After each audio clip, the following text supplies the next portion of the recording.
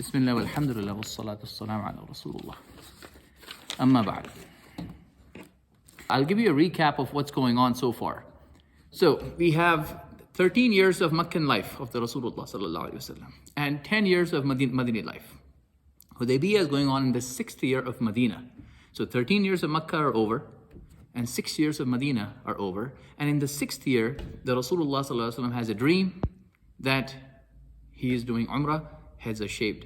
And so that's like a confirmation that they're going to do Umrah. So Sahaba are so happy. So everybody just packs up, they decide to go to Umrah. We have done all of this in detail, so I'm just skipping through because I want to get to the negotiations part. And so they pack up and they all leave. 1,400 Sahaba leave for Makkah, but they are forced to stop at a small town next to Makkah called Hudaybiyah, which is currently called Shumaisi in Saudi. It's like Spruce Grove in Edmonton. Imagine you arrive after all of this effort, you finally arrive, you're about to see the Kaaba, and you've been stopped. Imagine today, 1,400 years later, when after all of the preparation, you arrive in Saudi, you arrive in Jeddah, and you're stopped by the security at Jeddah, 20 minutes from the Kaaba. Imagine your emotions. Hudaybiyah is going to be full of emotions. We have already covered what happens in the first stages when they land in Hudaybiyah. On the Meccan side, you have Abu Sufyan as the ultimate leader. We have done Ahzab in the previous episodes. Abu Sufyan's right-hand man was Khalid ibn Walid. Right now, he's not radiyallahu anhu because he's on the wrong side. And the left-hand commander is Ikrimah ibn Abi Jahl, Abu Jahl's son, Ikrimah. These guys are on the wrong side, of course. Eventually, they'll become Muslim, radiyallahu anhu. Khalid ibn Walid sends his small force to intercept the Rasulullah sallallahu alaihi wasallam, so he does not get to Makkah when they find out. And so the Prophet sallallahu alaihi wasallam defeats Khalid ibn Walid's strategy by taking a detour and coming through Jeddah. So instead of Medina to Makkah, he's coming from Medina to Jeddah and then from Jeddah to Makkah. And that's why they land at Hudaybiyah. Otherwise, from Medina to Makkah, they would not have arrived at Hudaybiyah. I just want you to remember this. The Khalid ibn Walid, the one who will eventually, the sword of Allah, the one who will conquer Roman Empire, the one who conquered the Persian Empire, the one who defeated all the military strategies of these guys who are so well versed with war. The one that people used to think that no war can be lost if Khalid ibn Walid is the leader of that battle. He could not defeat the Prophet's plan at Hudaybiyah. The Prophet beat him in his military strategies. So when they finally land at Hudaybiyah, Qaswa, the camel of the Rasulullah, stops. And we have done this last week. I'm just trying to do a quick recap. The Prophet ﷺ says, Qaswa has not become stubborn because the Sahaba says, Qaswa, move, hal, they used to say, giddy up, come on, why are you not moving? And so one Sahabi says, Qaswa has become stubborn. That's why she's not moving. So the Rasulullah ﷺ defends the honor of Qaswa, the camel. Defends the honor of an animal. Imagine how tired they are. They've gone through detour, they've crossed all these barriers, the volcanic rocks and everything. Now they're so tired, they're at Hudaybiyah, they're so frustrated they cannot see the Kaaba. And Qaswa, the she-camel of the Rasulullah, just because she stopped, the Sahaba are irritated, and the Prophet says, Qaswa is not stubborn. Neither is it in the habit or the characteristic of Qaswa to become stubborn. Rather, the one who stopped the elephants is the one who stopped Qaswa. The elephants were stopped at the time of Abraha 40 years ago. Why were they stopped? To stop bloodshed at the Kaaba. And why is Qaswa stopping? Because if the Muslims continue to march forth, the Quraysh are going to take out the swords in the Haram and kill the Muslims. And the Muslims would then have to fight back. And Allah says in the Quran, we saved your hands from them and their hands from you. Because you would have fought, and then they would have fought. And Allah wants to preserve the sanctity of the Kaaba, of the Haram. So what happens eventually is, the Quraysh realize we have to send somebody to negotiate, that they cannot come here this year. Come next year if you want to come, but not this year. So 7 people are sent back and forth. Normally when you study Hudaybiyah, you will see they're talking about the 7th person, Suhayl ibn Amr. And we are going to get to that today, inshallah. So we've already covered 2 people that were sent. I'm just trying to recap this for you. The first person was sent from Quraysh to Muslims. He was a neutral tribe guy. He was from Khuza'ah, a tribe close to Medina, but they were not Muslim at this time. They will eventually become Muslim. His name was Budayl. Budayl didn't work out. He tried to negotiate. The Prophet said, I'm only here for doing Umrah. We are only here. They have all these camels. 70 camels were brought forth.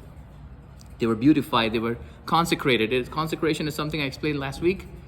Muslims at one point in time, we used to beautify the camels and take the camels for the fuqara to sacrifice, to give it to the poor. Of course, there's no fridge. They're not going to cut the camels in Makkah and go back to Medina. They're going to give it to the fuqara of Makkah. So Budayl comes in, he tries to negotiate, he tries to show the Quraysh is really strong, don't come in. But the Rasul says, we are here only for Umrah. If they don't want us, they can leave for a couple of days. We'll do Umrah, and we'll go back. Happy? Budayl comes back, he says to the Quraysh, this is what they said. And he thinks it's reasonable. But the Quraysh says, who are you? You're not a Qurayshi. Who are you? Get out. So the Jahili tendencies come back and they abuse Budayl and say, get out. We're not going to accept this. So then a really respected person from Taif, his name is Urwa ibn Mas'ud al-Thaqafi. He's from Banu Thaqif, from Taif. Taif was the sister city of Makkah. Taif was worse than Makkah in their behavior with the Prophet. Urwa ibn Mas'ud says, I'm the leader of my Banu Thaqif. And you know my negotiation skills. You know how I am. Let me go and negotiate. Again, he's a neutral guy from their perspective. He's not a Qurayshi, but he is half Qurayshi because his mother was a Qurayshi. So he says, I'm one of you guys. Please let me go. And we have done this last week. He goes there. He misbehaves with the Rasulullah sallallahu alaihi wasallam.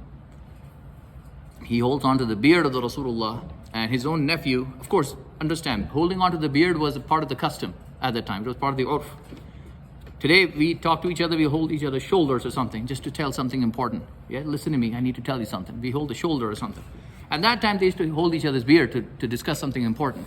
And Urwa is a leader, and the Prophet is a leader of our side. And he's just discussing.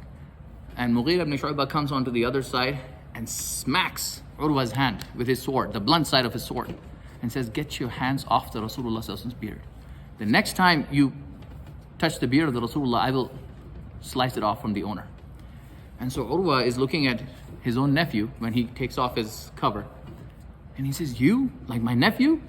Are you still basking in the glory of your deceit? Because something happened with Urwa. You have to see last week's episode for this, for the details. But basically, he's really surprised that his own nephew is behaving like this. Abu Bakr as-Siddiq radiallahu anh got really angry because Urwa said, who are these people? They're all going to run helter-skelter as soon as we attack you guys. So just leave. To say that you are going to abandon the Rasulullah, who we love more than our mom and dad, was so offensive that Abu Bakr as-Siddiq radiallahu anh, the most elegant of all, says something that I'm not going to repeat in the masjid now. He says a cuss word to Urwa ibn Mas'ud, and he curses the Allat, which was the female god of Taif. Taif had Allat as the female god. In Makkah, they had Hubal, which is the other god. So he asked Urwa to do something with Allat. This is Abu Bakr as-Siddiq, because tensions are high. The Muhajir have arrived back. The Ansar are there for the first time. They're going to do Umrah. The Prophet ﷺ had been, if you remember, 13, 16 years ago, kicked out in such painful circumstances. They're finally so close to the Kaaba and they're being stopped when they're supposed to just do Umrah, which is something everybody's allowed. And they've gone out in Dhul Qa'dah, which is Ashurul Hurum, which is the month in which you're not allowed to attack as Muslims. And they don't have any hunting swords. They don't have any, attacking swords. They only have hunting swords. So they have completely shown no intention except for just doing Umrah, pilgrimage, and we leave. But they don't allow them. So Urwa looks at all of this. He sees the tension. His own nephew is misbehaving. Abu Bakr as-Siddiq is the one who's talking like this. He goes back and he gives the greatest description of the Prophet Muhammad ﷺ to Quraysh and says, I've never seen a group the way I've seen this group. And if you want the sword, they will give you exactly what you want. You don't want to fight them. He says, Wallahi, the Prophet Muhammad did not spit, except that they would want to hold on to it and take it for the barakah. He did not do wudu, except the water would trickle down and they would try to take the water for the barakah. Even the women and children are not going to let go. They don't care what happens to them if somebody tries to attack their sahib. And he says, I've seen Kisra, I've seen the Persian emperor, I've seen the Roman emperor, I've seen the Najashi. Nothing compares to the love that they have for the Rasulullah. Listening to this, they cannot believe that Urwa from Taif, the guy who's supposed to be worse than Quraysh, is talking like this about the Rasulullah sallallahu alaihi wasallam. And so then they become angry. They change their behavior now. They say, Ya Bayaa, that was his kunya. How dare you say this? If only someone else would have said this, we would have shown him. But because he's a big man, he's the king of Taif, they can't kill him, they can't hurt him. Anyway, so they decide not to listen. They said, no, we will never allow him this year. Why don't they want to allow him this year? Why? Why can't they accept the Muslims coming this year? Why are they saying come next year? Why not this year? It's because they don't want anyone to say that the rest of the Arabian tribes to say that he was able to march from Medina to Makkah despite Badr and Uhud and Ahzab that is done, and he just simply marched and did what he wanted, the Arabs are going to say that he had the upper hand, and we cannot let that happen. It's just their ego. And so they said, when they sent Urwa, they told him, tell him that he can come next year, but not this year. By the way, this clause that come next year, not this year, they will get it. They will get it in the end. All right, so now that Urwa has failed, this time the Muslims from the side of the Sahaba, they send somebody to Quraysh. So the Prophet Muhammad ﷺ, this is the third person now. The Prophet Muhammad ﷺ sends Khiraash ibn Umayyah. He was a Khuza'i, again from a neutral tribe, so he's not from Madinah, he's not from Makkah, so tensions won't be that high, that's what they thought. So they send him on the Prophet's another camel, Al-Tha'lab, another camel of the Rasulullah. The reason why the Prophet sent his camel is like today our car, right? I'm sending you in my special car, the VIP car. So you would recognize who's arriving. And so the Quraysh, immediately as soon as they see Al-Tha'lab, they were able to recognize the camels back in the day. They realize this is the Prophet Muhammad's camel. Again, they have the war mentality. They're so war hungry. They see this Khuza'i and they don't have the respect for Khuza'a because they're a side tribe. So they gather in a mob and they started saying cuss words back and forth, and they slash the knee of Tha'lab, the camel of the Rasulullah. And they're about to kill the Sahabi Khiraash. But one of the Khuza'a members was in Quraysh side, and he said, you don't want to start this. If you're going to kill one of our men, then we're going to declare war on you, and then we're going to have more problems. You don't want a tribal war when you already have this problem going on with Medina. And so this Khuza'a member calmed them down and said, please don't fight, let him go. And so it was unsuccessful and he came back. Now, when he came back and this was unsuccessful, it's going to be a series of unsuccessful negotiations until you get to Suhayl ibn Amr. The fourth person is sent, this time from Quraysh to Muslims. This man's name is Hulays, and I need to tell you who this guy is. Remember Urwa? We talked about Urwa last week. Now we're doing this week, so we're going to go back in detail. Hulays ibn Alqama al-Kinani, he was from Banu Kinana. Does anyone know who's Banu Kinana? Ahabish, the people of Ahabish? Okay. So, in Edmonton we have surrounding areas. We say delivery in Edmonton and surrounding areas. What are surrounding areas? We have Nisku, or Leduc, and Spruce Grove, and Fort Saskatchewan maybe, and St. Albert, Sherwood Park. These are all surrounding areas. So Makkah had some surrounding areas. Those are called Ahabish. So, of the Ahabish, of the St. Albert and Spruce Grove and Leduc, the most important tribe was Banu Kinana, of the Ahabish, of the surrounding tribes. So Makkah is a big city, like Edmonton. Calgary is a big city, right? So you have Taif, Makkah and Taif. Then you have surrounding cities, Edmonton surrounding cities. So Ahabish is one of the surrounding, collective name of the surrounding cities. And Al-Hulays is the leader of Banu Kinana, one of the cities in the surrounding areas of Makkah. Now, this Hulays, they were partnered with Makkah, but they were not as crass and crude as the Meccan Qurayshi. As soon as they sent Al-Hulays to the Prophet Muhammad's side, the Rasul recognizes him from really far away, which by the way shows that our Prophet's eyesight was better than 20/20. He could see from so far. And he says to the Sahaba, remember, the Sahaba, they all have 70 camels ready for sacrifice after the Umrah. He says, this is Al-Hulays who's approaching us. And their people are respectful, and they really honor the sacrificial animals. So take out the sacrificial animals and show it to him before he even arrives.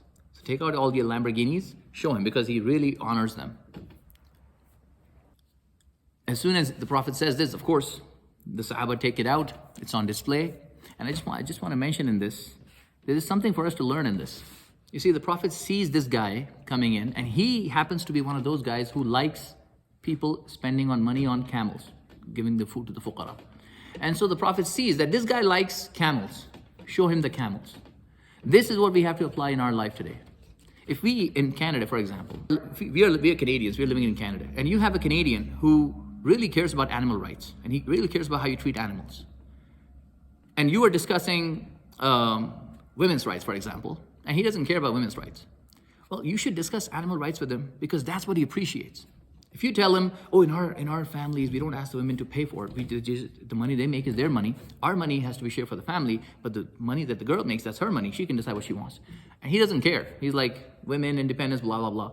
But if you tell him that that lady who gave the water to that little water to the dog, or the lady who abused the cat and trapped the cat and was sentenced to Jahannam. If you discuss these stories, that might have a greater impact. So know your audience is what I'm trying to say.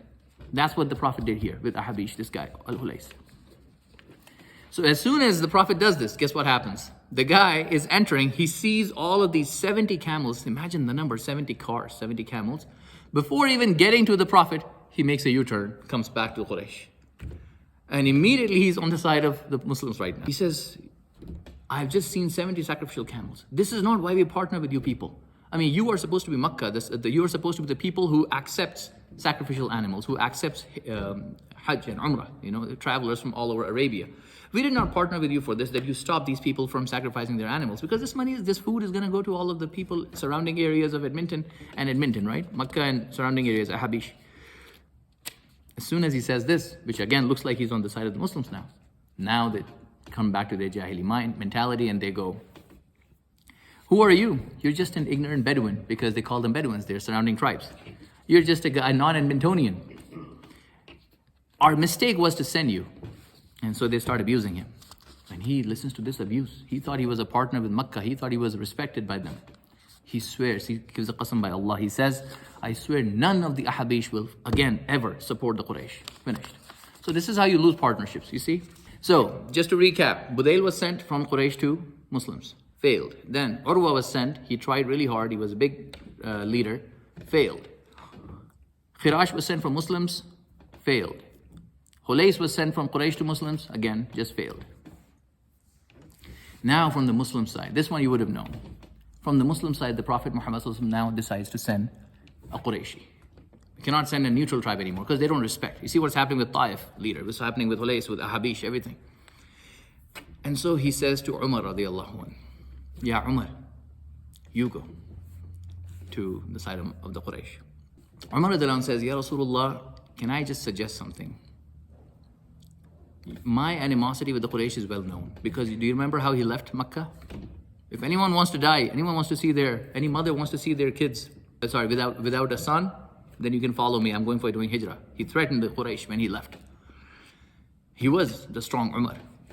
And so he knows what's going to happen if he goes there. There's going to be chaos. There's no way they're going to have any negotiations with him. And Umar in the Jahili mind is not from a great tribe. He's a Banu Adi, which is not one of the elite tribes. The elite tribes are Banu Hashim, which is the Rasulullah's tribe, Ali radiallahu tribe. Banu Umayyah, which is Abu Sufyan, and Uthman radiallahu is from there. And Banu Makhzum, which is Abu Jahl's tribe. These are the elite tribes. And Umar radiallahu is not from that tribe. And so he says, Ya Rasulullah, I think sending me would not do much because my animosity is well known. But if you want me to go, I'll go. But I'm afraid they are going to kill me. Now, astaghfirullah, he's not afraid that he's going to die. He's saying, I'm afraid in the linguistic manner that I'm worried that they're going to kill me. So my suggestion is you send Uthman. Why Uthman radiallahu anh? He was the elegant gentleman, probably the most respected person in the Quraysh. By the non-Muslims, by the Quraysh, they respected him. First of all, he's Banu Umayyah. He's a cousin of Abu Sufyan. And Abu Sufyan is the undisputed king of Makkah. He's the cousin of Abu Sufyan. And he is the most respected. I mean, we can have a whole lecture on the respect that Uthman commands, but just one example, if you know this. Once Aisha, of course, we know that he's the son-in-law of the Rasulullah to two of his daughters. And the Prophet said, if I had 50 daughters, I would have given 50 to Uthman. That's how much he loved Uthman. Once the Prophet was lying down in his bed, and Aisha is there. And he was lying down, when you lie down on your own bed, sometimes your thighs might be exposed, you're just lying down. Aisha sees the Prophet is there. Abu Bakr Siddiq comes over to the house, the father of Aisha. He knocks at the door, gets permission. The Prophet says, come on in. He sits, they chat, and then they leave. After some time, Umar comes in, gets permission. Ya Rasulullah, would like to come in. He said, come on in. The Prophet is lying down. They talk, they chat, and he leaves. And after some time, Uthman knocks at the door, says, Ya Rasulullah, I would like to come in. And the Prophet does not say, come in. The Prophet immediately sits down properly, covers his thighs, sits himself properly. But he's doing this for Uthman, his own son-in-law. And he's doing this. And then he says, yes, Uthman, come on in. Aisha sees this. And then he talks, of course, and then he leaves. So Aisha says, Ya Rasulullah, when my father came over, you did not, set yourself up. Or when Umar came over, you didn't do that. But for Uthman, you did that. Like you were a little shy. And so the Rasul says, should I not be shy of the one of whom even the angels are shy. This is Uthman radiallahu anhu, our third Khalifa. The one of whom even the angels are shy is Uthman. He was the most elegant person. He's the most respected, even in the Quraysh. Like Uthman radiallahu anhu, we can have a whole halaqah. The thing is, once I start this, I won't be able to stop. I'll give you one more. Much later, many years later, we're going to have Tabuk, the first fight against the Romans in the lifetime of the Rasulullah. And that was a test for the Muslims because they didn't actually fight the Romans. It was just how much money you're going to put in, how much are you going to invest into this war. So the Prophet ﷺ said to everybody has to put money. And Umar and Abu Bakr would always compete with each other. So Umar thinks, this is the day, now I'm going to show Abu Bakr. So he goes home, he takes all the money that he has, he talks to his wife, his kids and everything. He says, put all the money, everything that we have, all the property. When he gets all of the money, he divides it into half, gives half to his wife, and the other half he takes it. And he says, Ya Rasulullah, this is for my contribution. Now he's thinking Abu Bakr can be this. And Abu Bakr Siddiq has just contributed everything that he had. Everything, not half, everything. He says, Ya Abu Bakr, from this day finished, I'm done. I'm not going to compete with you ever again. Because I'm done. There's nothing I can do that you can't do better. So Abu Bakr Siddiq has given everything. And the Prophet says, what have you left for your wife and kids? And he says, I've left Allah and Allah's Rasul for my family. Anyway, that is Abu Bakr Siddiq. Now, Uthman was conducting a business transaction with probably some other tribe up north. And his train, his camel, one after the other. You know how we have the trains here with the ones that go into Texas, this oil barrels, one after the other? That's a train of camels that he's having. He has such a huge business. He's a huge businessman. His caravan is just arriving in Medina. And he has just found out the Prophet is saying, everybody has to put their money for Tabuk. Whatever you can contribute. There's some Sahabi who are contributing literally with some dry dates, working all night because the Sahaba are poor. And so there's some of them who just come up with a whole bunch of dry dates. Say, Ya Rasulullah, this is for you. This is what I have. And astaghfirullah, there's munafiq. Remember, we have munafiq in Medina. They make fun of this. They're like, you think this is going to help against the Romans? Astaghfirullah, a'udhu billah. This Sahabi has contributed this little few dates and this man is making fun of it. Uthman finds out that the Prophet has asked for contributing whatever he can. All of his caravan, all of the camels that are arrived, he says, give it all. He gives it all. He goes to the Jewish supermarket, sells it, gets the money, and all of these gold coins and silver coins. He says, Ya Rasulullah, this is my contribution, which is the highest contribution that you can imagine. And the Rasul is sitting there, and the hadith says that he was sitting and he's doing this with the coins. He's rolling them up and then doing this and checking the coins of Uthman, and he's shaking his head. He says, do whatever you want to do, Uthman, after today. Do whatever you want to do, Uthman. Allah has forgiven you. Allah has forgiven you. Allah has forgiven you.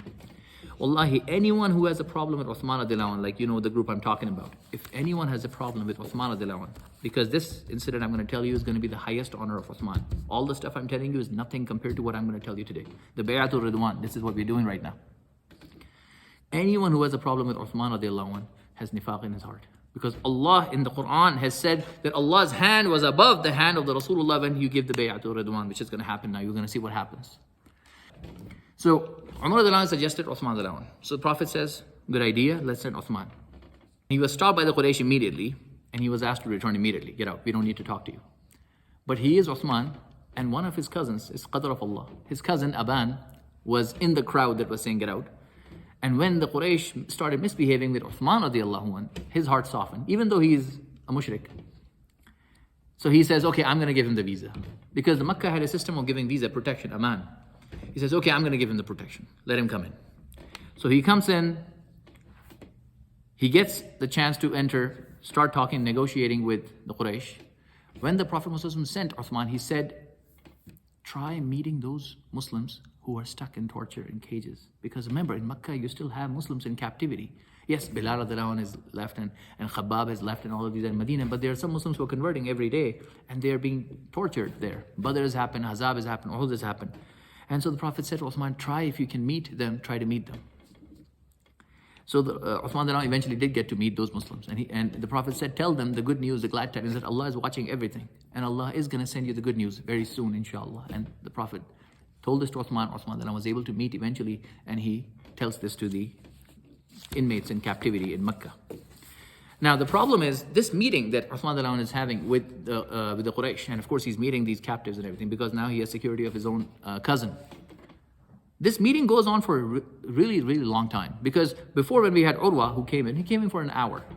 But Uthman went, let's say, Salat al-Duha time, 11, 10 a.m. But now it is almost Asr and he has not come back. And that's a long time. So what happens when you're waiting for Uthman to come back on the Muslim side? You're discussing what happened. Do you think Quraysh did something? And so Sahaba are discussing with each other, thinking they've done something. So some Sahaba started saying, I think they've killed him. Some of them say, I think they've killed him and now they're scared that we're going to attack, so they're not telling us what's happened. There's no messenger coming, there's no exchange going on. There's no internet and email at this time, right? And so people started discussing, and what happens if 10 o'clock you're discussing, 11 o'clock you discuss the same thing, and then 12 o'clock, then 1 o'clock, 4 hours have gone. The people who are sitting, who are neutral, who are thinking, nah, I don't think they're going to kill him. They're not going to be crazy enough to kill him. Even the guys who are neutral are eventually going to start thinking, yeah, maybe they did kill him, because everybody's discussing the same thing. To the point where even the Rasulullah sallallahu alaihi wasallam, and again, he is a human being, our Rasulullah. Jibreel does not just come down at a snap of a finger. Allah will send when Allah wants to send, and Allah did not send, because Allah is going to do the biggest test for these Muslims today. And so even the Prophet thought, they've done something to Uthman. So now that they think something has happened to Uthman radiallahu anhu, now they're going to do the oath at a place called Ridhwaan, and that's what's called the Bayaa. Bayaa is the pledge, the oath, at Ridhwaan, Bayaa to Ridhwaan. The Prophet says, we are going to avenge the death of Uthman. Who's going to join me in this? And so, remember, the Sahaba are tired. They have come from volcanic detours, very hard for them to cross over. When they were crossing over, we discussed this last week, when they were crossing over, the Prophet said, none of these people shall cross over except that their sins will be forgiven. Except for the one with the red camel. One guy was cursed because he was a horrible human being. He was a munafiq. And so the Sahaba are tired. The food is almost over. They did not come with the intention of war. They have hunting swords. They don't have attacking swords. And they're in the homeland of Quraysh, who is well prepared. They know all the strategic positions. This is not Ahzab where they come to Medina. This is not Uhud where they come to the mountains. This is not Badr where the Muslims had preeminently set themselves up. This is completely in the lion's den, and you have nothing, and you're already tired, and your food is over. At this time, for you to say that, yes, we are with you, Ya Rasulullah, it is the greatest test. Allah revealed, radiyallahu an, for the Sahaba at this point. You know, we say, Ali radiyallahu an, Umar radiyallahu an. The radiyallahu an has come from this Surah Fatah. Surah Fatah was revealed for this incident, for Hudaybiyya. Surah Fatah is not about Fatah Makkah, it's about Hudaybiyya.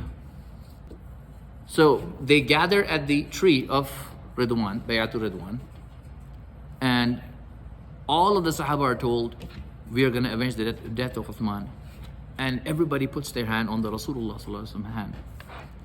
And the Rasulullah hand, above that, Allah sends Jibreel down. Now Jibreel knows that Uthman is alive.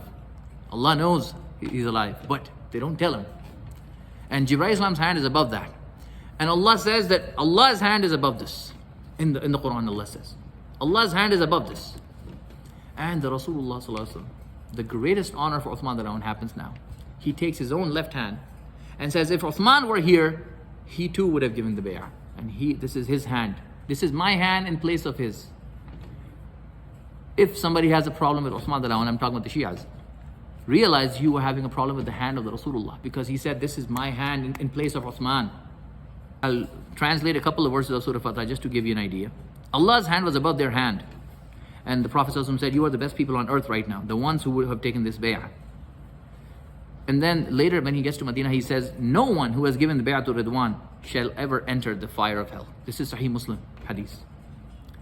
And Allah says, Allah is well pleased with you, radiyallahu an. And Allah will give you ghanima, which will be next year in Khaybar. Battle of Khaybar will be the biggest victory battle. Allah will give you a reward for what you've done here. Years later, when Uthman is passed away, and Abdullah ibn Amr, Umar's son. Abdullah ibn Umar is old now. So all of the major Sahaba had passed away. By this time, unfortunately, in our religion, we had some Khawarij. Khawarij are those people who are basically, they're ISIS Muslims. Muslims, beard and Quran and everything, but they have nothing to do with Islam. And the Prophet himself said this to Umar once. Once there was a man who was kind of greedy and he wanted the ghanima for himself, and the Prophet distributed the way the Prophet deems fit. And so this Khawariji, which at this time we don't know he's a Khawarij, astaghfirullah, talks to the Rasul negatively. He says, Ya Muhammad sallallahu alaihi wasallam, astaghfirullah, be fair. And so Rasul says, woe to you. If the Prophet of Allah is not going to be fair, who do you think is going to be fair? And so he's like, shh, and he just walks away. Umar saw this. What do you think is going to happen to Umar when he sees this? Immediately he gets to his sword. He goes, Ya Rasulullah, if you allow me, I'm going to slice him off right now. And Rasul says, let him be. For there'll be many who will come like this. He's saying this, there'll be many who will come like this. And he says, Wallahi, you will think that your Quranic recitation is nothing compared to them. And you will think your salah is nothing compared to them. But the Quran that they will recite will not even go down their throat. It'll stay here. And this is a little sensitive, but I guess I'll say this. Look at the state of our ummah right now. Look at how many people we have who know the Quran, the Arabic version of the Quran. And if you ask them what it means, they don't know the meaning. I guess we have a lot of people from Pakistan. I'll talk about it. You know what happened with the Sri Lankan guy who died, right? That is Jahiliyyah. That is not love for Islam. Of course. All of these incidents that are happening is because they do know the Quran. If you ask them, verse number 32, Surah Fatah, what does it say? They'll give you exactly. But wallahi, it doesn't go down their throat. They don't understand. This Khawarij mentality we're going to kill. These Khawarij eventually will fight Ali radiallahu anhu in battle of Nahrawan much later. They are going to fight. And they would call, astaghfirullah, Ali radiallahu anhu, they called him Amirul Kafirin, a'udhu billah, a'udhu billah, a'udhu billah. He called Ali radiallahu anhu, these people. They are so holy that they think Ali radiallahu anhu is not on the right path, astaghfirullah. So this is what I'm trying to explain to you. So when you see these guys, you'll see these scholars yelling and shouting and demeaning women and all of this, and you think, this guy is your scholar? Of course, the enemies of Islam love this. And then somebody tries to refute them and they'll quote verse number this and this number this and that number that, and you're thinking, oh my God, he knows a lot. Well, Khawariji, that's why he knows a lot. Anyway, so what I'm saying is this Khawarij comes to Abdullah ibn Umar. He says, yeah, Abdullah, come here. I want to talk to you. He says, okay, where are you from? He's coming from Kufa or somewhere, Iraq. He says, tell me, wallahi, by Allah, tell me, is it true that Uthman, radiallahu anhu, who has passed away now, is it true that Uthman was not in Badr? He was not present at the time of Badr.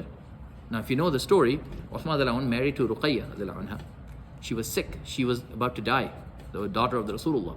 And so he was attending to his wife, which any husband who truly is a husband would do. He would not say, I'm busy, I got my boss meeting and everything. If your wife is sick, forget the boss, right? And so like a gentleman that he is, he's taking care of his wife. And the Rasul says, continue to take care of her. Allah is going to help us with Badr. And so at the orders of the Rasulullah, he was asked to take care of his wife. That was his role in Badr. That was his role in Badr. Take care of your wife who's sick.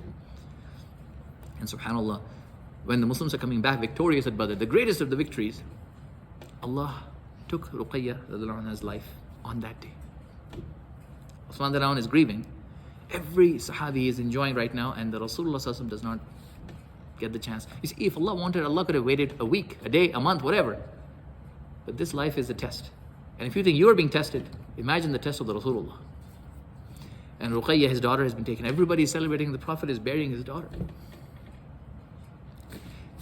So Uthman radiallahu anhu did not participate in Badr physically, but he was counted in the Badriyun. And so, was he there physically? So Khawarij is asking, was he there in Badr? He says, no. You ask him by Allah, I'll tell you. No, he was not in Badr physically, no. He says, is it true that he ran from Uhud? Remember in Uhud what happened? The Prophet said, do not leave this mountain, even if you see our dead bodies and the vultures eating on our dead bodies, but do not leave this mountain. But the Sahaba, unfortunately, in Uhud, did not listen to the instructions of the Rasulullah, and so they left because they saw everybody collecting ghanima. So they left, and Khalid ibn Walid was waiting for this moment, and then he intercepted, and Muslims lost a lot of people. And so amongst the people who had to run away, which is not allowed Islamically, you're not supposed to run from a battlefield, but Allah has forgiven now, Allah has mentioned this in the Al Imran. Amongst the people who ran away, one of the members of that group was Uthman radiallahu anhu. So this Khawarij is saying, tell me by Allah, did he run from the Uhud? He says, you asked me by Allah? Yes. He ran from Uhud, yes. Okay, last question, 3 questions, right? Third question. Tell me by Allah, is it true that he was missing from Bayatul Ridhwaan? Now who's the one person who's not here in Bayatul Ridhwaan? Uthman radiallahu anhu. Like, wallahi, what a fool, what an idiot. The guy is saying, is it true that he was not in Bayatul Ridhwan. The Bayatul Ridhwan is happening because of Uthman radiallahu anhu. But tell me, was he there? And I want you to understand this line of questioning, because this is what we will face when we do da'wah with people who don't like Islam. Are you allowed to have 4 wives? Yes. Can you give me 2 more minutes so I can explain the reason and rationale? No. Is it yes or no? 4 wives or no? Okay. Do you have milk and meat in your religion? Yes. Okay, finished. Did your prophet have 10 wives, 11 wives, whatever? Yes. Okay, finished. Okay, I got my answer. Done. Can you give me 2 minutes to explain? No, I got my answer. This is a Khawarij mentality. And you're trying to give da'wah and maslahah, and these people, it's not going to work. You understand? There's people like Abu Jahl, Uqba ibn Mu'ayyid, the guy who spit on the Rasulullah sallallahu alaihi wasallam, astaghfirullah. There are these people, and then there's Abu Sufyan and Walid ibn Mughira, who was trying to become Muslim, and there's Abu Talib, and these people who have some manners despite being non-Muslims. You should know your audience. This is another example of knowing your audience when you're talking to a non-Muslim. Don't just copy and paste 2 minutes of Dr. Zakir Naik's video and start applying it to anyone. A Christian comes in and he thinks anyone who says Isa Islam has not died, finished, he must be inspired by shaitan. This guy is so completely filled with this mentality, and you come in and say to him, show me where in the Bible it says that he would. It's not going to work with the guy who, for him, all his life, he's just been understanding this. But the guy who's open to different books, who has read multiple books, who is not even sure about it, okay, you go in this manner. You should know your audience. Unfortunately, in our ummah, we just cut and paste. Okay. So this Khawarij says, is it true he was not in Badr? Yes, it's true. He ran from Uhud? Yes, it's true. Is it true that he was not in Bayatul Ridwan, physically present? Yes, it's true. He says, Allahu Akbar. Again, he's a Muslim. I got my answer. I'm leaving. And this is what I'm going to tell my people. Because they just wanted to cuss Uthman radiallahu anhu. So Abdullah Umar says, come here.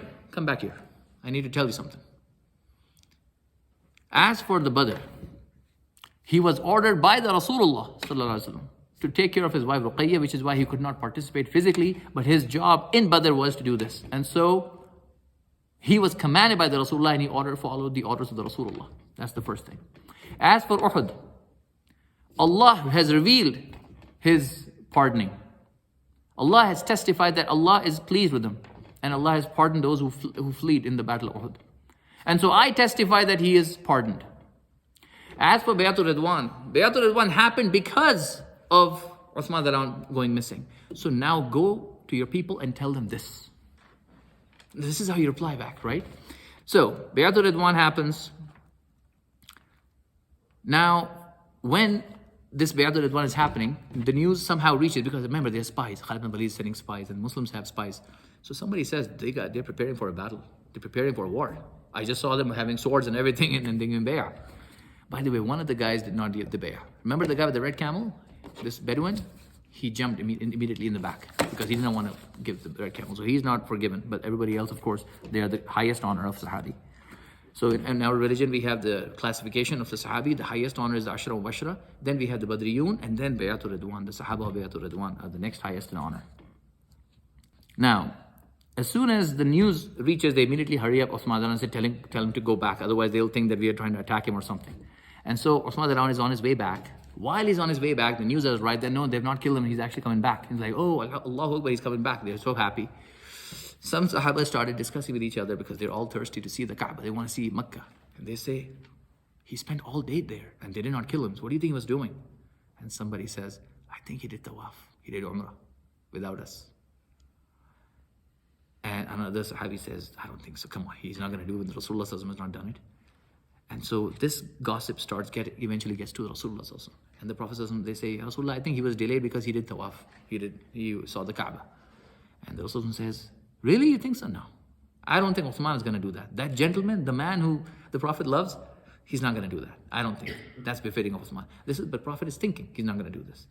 Anyway, Uthman arrives back finally. And so some of the Sahabi, they say to him, so, did you have fun there? You did all the tawaf and everything? We are still sitting here? He says, what an evil thought you people had. Astaghfirullah, you thought that I did tawaf when the Rasulullah was stuck here? Wallahi, if I was in Makkah for a year, I would not have done tawaf before the Rasulullah got to do the tawaf. Astaghfirullah, how dare you think like this about me? Exactly how the Prophet thought he would be. Alright, so Uthman has come back. Alhamdulillah, he was able to see the Muslims who were in captivity, who was being tortured, that there is blood and they are clapped in irons. Now, the Quraysh decide to send somebody to Muslims, Mikraz. As soon as Mikraz arrives, this is the sixth person. We're going to get to Suhayl ibn Amr now, which is the crux of our story. The sixth person, Mikraz, as soon as he arrives, the Prophet says, this Mikraz is an evil guy. The Prophet knows him. Again, his eyesight is so good, he knows Mikraz is arriving. He said, this guy is evil, there's nothing good that's going to come from him. So he comes over, he starts babbling whatever he wanted to say, and then talks break down, he leaves back. Now they have realized we cannot send people who are not going to be able to make a decision anymore, people who are crass and crude. We have to send somebody who can actually speak, the way they sent Uthman, who was able to speak beautifully. So now they pick Suhayl ibn Amr, which is the Hudaybiyya that you have been used to. Suhayl ibn Amr, you should know who he is. Suhayl ibn Amr was the vice president, or almost the president of Makkah. Abu Jahl is dead. Abu Sufyan is the undisputed king right now. They had their own parliament called Nadi. And he was the elegant speaker there. He was, like, because you're from Pakistan, you would know, he was the Allama Iqbal, no joke. He was the Allama Iqbal of Quraysh. Now you know what I'm talking about. Philosopher, thinker, beautiful poet, rhymes, rhythms, everything. People are impressed. Suhayl ibn Amr was known for his beautiful speeches, for his poetry, for everything. And so, in fact, when he was caught in Badr, many years ago in Badr, he was captured as a prisoner of war. And the Rasul housed him in his own house because he's like the president there. So the Prophet, as a leader, his house, is putting him in his own house. And the second wife of the Prophet, Sauda bint Zam'a, radiallahu anha, she was there at the time in Medina, in Badr. So her ex-husband was the brother of Suhayl ibn Amr. You understand? So she looks at him as brother-in-law. At this time, there's no hijab verses revealed. The hijab verse is going to come after Azab. So when she enters the house, she sees Suhayl ibn Amr captured. The Suhayl ibn Amr is captured, right? They're almost, for her, in her mind, this is like my brother, ex-brother-in-law, like a president of Quraysh. So she looks at her brother-in-law, Suhayl ibn Amr, and she says, oh my God, you're sitting here like this, like a prisoner? Hands tied, she's going to commit the biggest mistake of her life right now. I'm just telling you the story. She says, why did you not fight? Why did you just surrender like a coward? The Prophet was standing. She didn't see this. As soon as she says this, I mean, whose side are you on? Astaghfirullah, right? The Prophet says, Ya Sauda, are you taking sides against Allah and His Rasul? Is that what you're doing? Because that's what you're saying. And I want you to remember this because all of us have wives at home, inshallah. When your wife makes the unbelievable error, unbelievable misjudgment, the error in judgment cannot be bigger than this, and she is taking sides accidentally, and she just saw Suhayl and she just blurted something out, but she didn't realize what she's saying. Because in her mind, oh, my ex-brother-in-law, what is wrong with you? Why are you just sitting here? Why did you not fight, you coward? And then the Prophet said, what are you doing, Sauda? Are you taking sides against Allah and His Rasul? She says, Ya Rasulullah, I'm so sorry. I had no idea what I just said. Astaghfirullah. A'udhu billah. She immediately apologized. Tawbah. Allah knows her sincerity. The Prophet knows her sincerity. The Prophet immediately accepted an apology. I'm saying this because if tomorrow our wives say anything to us about anything, doesn't matter how bad your honor has been dishonored, cannot be worse than what I just told you, right? And if the Prophet immediately forgave her, knowing that this was a slip of tongue, she just said something out of the time of Jahiliyyah that she was there, inshallah, all of us should be able to forgive our wives if they say something that is untoward, disrespectful. So when she said this, again, he did not ever bring this topic ever again for the rest of the 9 years that he was in Medina. Even though there was a time much later when the Prophet is going to not talk to any of his wives. There was a period, we're going to discuss that sometime. He did not. In fact, the Sahaba actually thought, because a rumor goes from a micro rumor to a macro, right? And so somebody said, the Prophet has divorced all his wives. Somebody started banging the doors like this. But of course, he did not divorce all the wives, but that's what people start thinking. Even in that time, he never brought this up. Remember what you said on that day? Astaghfirullah, nothing. She apologized, end of story. You don't bring it up. Anyway, this is Suhayl ibn Amr, the guy who's considered to be so elegant and noble. When he was brought over to the Rasulullah, Umar says, Ya Rasulullah, allow me to slice his tongue off, this man, because his tongue has caused so much damage to Islam. Because, remember, we've not discussed this, we've discussed it, I'm sure some of you know this. What is BBC and CNN for us was poetry for them. If at the Kaaba, somebody would just say, guys, listen, there's an akhirah that's going to come. There are angels who are recording your deeds and everything. Nobody would care. But the moment you say this in poetry, they would all listen. Just like today, if I say, hey, there's an earthquake in Edmonton, nobody cares what I'm saying. But if you check in CTV or BBC or whatever, an earthquake, Richter 7.0 is just a strike. You're like, wow. Even if it's fake news, April Fool. But you'll believe it. Why? Because it's credible. A news channel. And so poetry was the news channel at that time.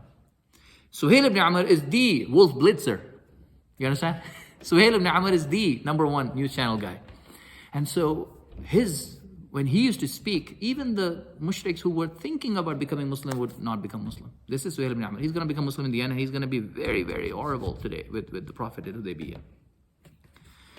So the Prophet, he says, Ya Umar, Umar says, Ya Rasulullah, allow me to chop his tongue off. His tongue has damaged Islam a lot. In our religion, it is haram to mutilate. Okay? The Prophet says, I fear if I chop his tongue off or mutilate his body parts, that Allah will mutilate me even though I am a Nabi. I want you to understand the significance of this. Even if he's a Nabi, he will not be excused for this, is what he's saying. Imagine us, imagine our armies today. We have Muslim armies, we don't have Islamic armies. But look at the situation of our ummah. Mutilation is haram in our religion. Anyway, so Rasulullah says, Ya Umar, perhaps one day you will be the one who will be happy with the same tongue that you despise. Perhaps this tongue that you're so angry with today, maybe one day this same tongue is the one that is going to make you happy. And exactly so, after the Prophet has passed away, and Umar is the Amir al-Mu'mineen, he's the Khalifa. Suhayl ibn Amr has become Muslim by now. By Fatah Makkah, he'll become Muslim. And now his elegant tongue is now used for the elegance of Islam, mashallah. So just so you know, side note, when the Prophet just passed away, the Meccan mushriks immediately, who were half-heartedly becoming Muslim, they started talking about how about we go back to mushrik life, jahiliyyah. Because astaghfirullah, the source of the problems has gone. A'udhu billah. You understand, right? Some of them started discussing this so much that the Sahabi who was appointed as the minister to be there, he got scared and he left. He's like, I don't know, maybe they're going to kill me. In such a situation when they're actually seriously thinking of reverting back, right? Because they were not Muslims to begin with, some of them. Suhayl ibn Amr gets to the Kaaba and he gives the most beautiful, elegant speech. He says, "O mushriks, do not be the ignoble people as the last people who accepted Islam and the first ones to reject it. Like you already are the worst in terms of acceptance of Islam. You were the last people to accept. Now you want to add to that by being the first people to reject it. Do not be these people." He gives a beautiful, elegant speech, and the mushriks decided not to do this. He says, it is because of this man who is now passed away that you are alive, you're still alive, because he forgave all of you, the way Yusuf a.s. forgave his brothers. And now you want to reject him? It is because of him that you're alive right now. Anyway, so he gave this beautiful speech. Once Umar when he was the Khalifa, now Umar had a habit where he would only attend to people in the meetings as Amir al-Mu'mineen by priority of who accepted Islam first. So Bilal has become Muslim in earliest of the times of torture. And Abu Sufyan has become Muslim in the end. But Abu Sufyan is the head of Makkah and Bilal was a slave in Jahiliyyah. Suhayl ibn Amr is the vice president. So once in the Zuhur time or something, it was quite hot. Abu Sufyan is standing and behind him Suhayl ibn Amr is standing. And right almost in the front, Bilal is standing, and they're all waiting to meet Amir al-Mu'mineen for some work. So Abu Sufyan is looking at Suhayl ibn Amr and saying, Astaghfirullah, look at our Amir al-Mu'mineen, look at our leader. What is he doing? Look at us and look at where Bilal is standing. Because understand, he's a Muslim, but cut him some slack. He has become a Muslim, but he still thinks that he is something, right? It is Suhayl ibn Amr who says, listen, Abu Sufyan, this is Suhayl ibn Amr. Right now, he's not going to be very nice, but I'm telling you how elegant he is. He says, listen, Abu Sufyan, when the Rasulullah gave us a call for da'wah, for Islam, he gave a call to all of us. At that time, he raced forward and he accepted Islam. And we were sitting lagging behind. So now keep standing where you're standing because this is what we deserve. It's not his fault that you're saying. It is our fault. Blame yourself if you have to blame someone. And he says this in a beautiful way. I'm just speaking in a regular English. But he says this in a beautiful way to Abu Sufyan. He puts Abu Sufyan in his place. This is Suhayl ibn Amr. Just understand, he was a great Sahabi eventually, but at this time he is absolutely on the other side and he is going to be really, really terrible in his behavior. So Suhayl ibn Amr is sent. Suhayl comes from the word sahl, easy, to make things easy. And so the Rasul says, with Suhayl we'll get sahl inshallah. With Suhayl we'll get ease. And this seventh person is going to bring ease, but it's not going to look ease. Now before I tell you what Suhayl ibn Amr is going to do, you should understand Suhayl ibn Amr has a personal problem with Muslims coming over. And you should know this before you understand the context of the story. Suhayl ibn Amr had two sons, Abdullah ibn Suhayl and Abu Jandal, who's going to be very relevant in this Hudaybiyah today. Both of them became Muslim, alhamdulillah. Abdullah ibn Suhayl, the bigger son, became Muslim at the time before Badr, like in the Meccan period. But he is the son of the vice president of Makkah. If he announces his conversion, what's going to happen? Meccan tortures are going on. So Abdullah ibn Suhayl does not disclose his Islam to his father, but he's thinking, how do I join the Muslims? Because they're stopping everybody. They're stopping women from doing hijrah. And so when they find out Badr is happening, people are preparing. Remember, Abu Jahl is gathering everybody. Everybody, let's go for Badr. We're going to fight. They take women and children to see their dances and everything.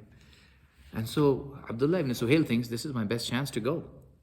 I can participate in this army, faking like I'm with Abu Jahl.